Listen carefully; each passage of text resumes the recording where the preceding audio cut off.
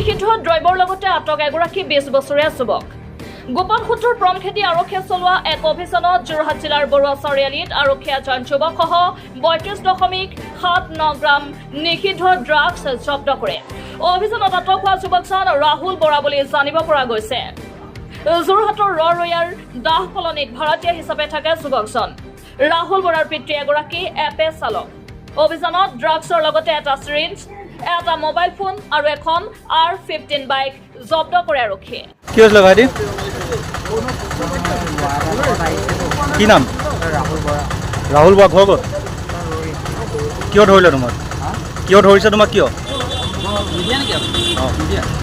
কিয় ধৰিছে